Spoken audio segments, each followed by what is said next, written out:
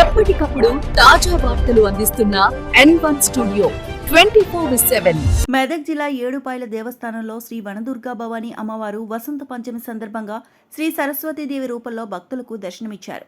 వసంత పంచమి వేడుకల సందర్భంగా ప్రాతకాలంలో అమ్మవారికి సుప్రభాత సేవ, పంచామృతాభిషేకం, సహస్రనామ అర్చన అనంతరం నక్షత్ర హారతి సమర్పించి భక్తులకు దర్శనం కల్పించిన ఆలయ అర్చకులు.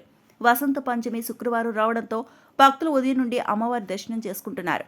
ఆ అమ్మవారు వీణా పాణి ధరించి భక్తులకు దర్శనమిచ్చారు.